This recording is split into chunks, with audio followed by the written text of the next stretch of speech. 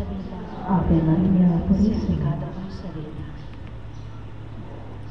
Sumainyo ang kapayapaan. Pagharian kayo ng kababaan. Liwanag na taglay sa inyo'y alay. Di namamatay kailan pa man. Wala itong kamatayan at di kailanman mapaparang. Tulad ng hangin na dumaan sa sandaigdigan. Sapagkat kapag ito ang sa inyo ay nawala, kailanman di ka mabubuhay, ano man ang iyong gawin. Kainin mo man ang lahat ng nilikha ng Ama sa lupa na nakapagpapalusong at tuwirang nakapagpapalakas. Tulad ng pinag-aralan ng mga nilalang, kung anong kulay ang may vitamina at kung anong prutas na mahalaga, kung anong isdang nakapagpapasiglan hayop na walang mantika na hindi magtutulog ng inyong karamdaman at aglari sa katawan. Ano man ang kainin, walang mapapantay sa hangin na tulad sa inyong katauhan, aking mga mahal. Kaya't walang silbi, lakas na pampasigla na isusubo sa bibig mo at mananalaytay sa katawan.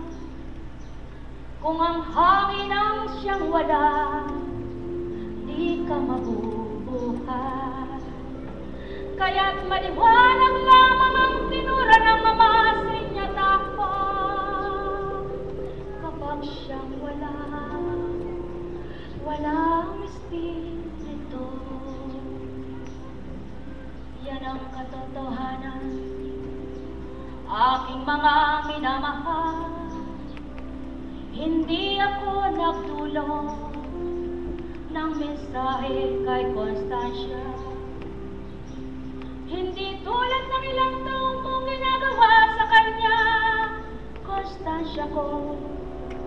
Ngayon ay pagkulita ng Paskong pagkabuhay bilang Jesucristo na nagbalik sa Ama, nagkatawa'y iniwan na. Nabuhay ang Espiritu din niya rin na upang patotohanan ng Kristo. Nagkatawang tao lamang. Itong taong singkat, walang patid, walang kumpay. Mga salita kong dinarata kay Constancia kinalugdan, hanggang abutin ng ikawalo, halos tamarin na kamay niya, na ako rin ang nag-aalay ng mga salita niya, upang pagtohanan ko sa inyo walang magagawa siya kung walang idarata na mensahe kanino man. At ngayong patungong siya, manakanak ako na lamang, sinasagot ang sinuman na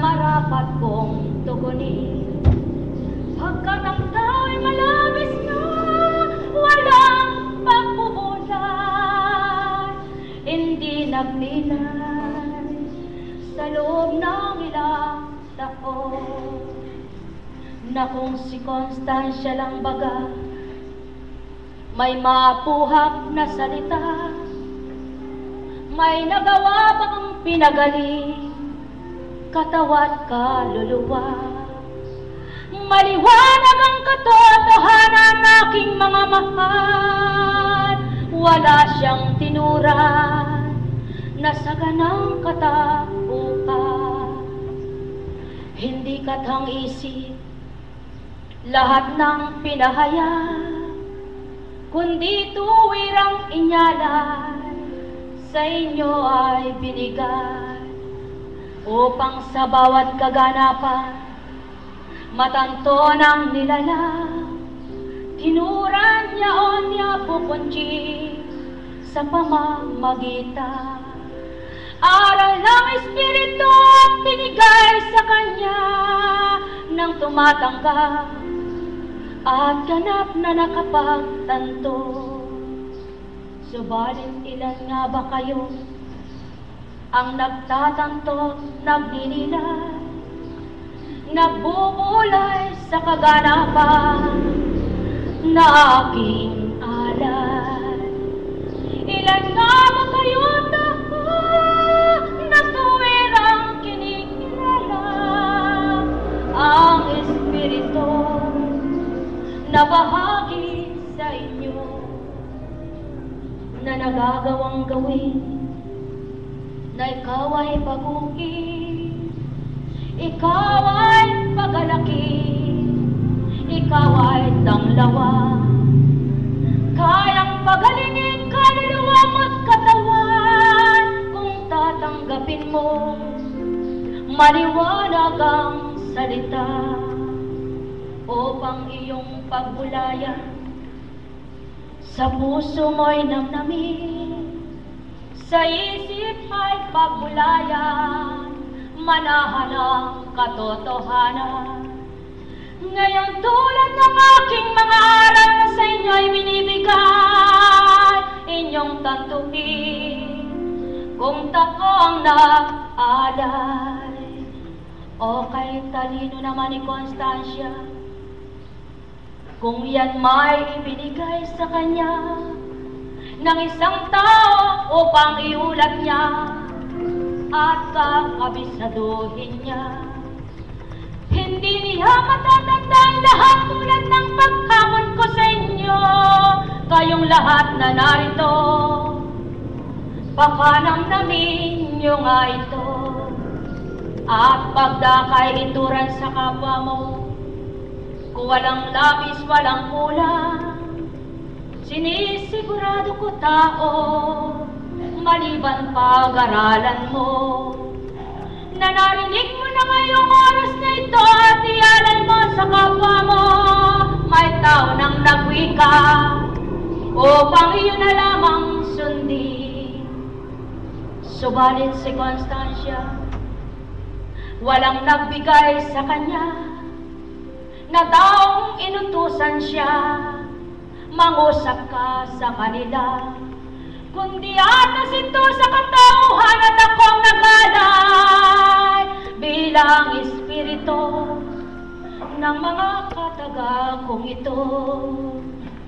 Kaya't kayong matatalino, tuwirang kong inyaalay ito, tantuin nyo at pagbulayan, pagnilayang totoo. Kayo may kaisipan, may talino, napasok na bagay ito sa inyo, at nakaya nyo ilahat sa kapwa nyo. Katotohanan, pawang katotohanan,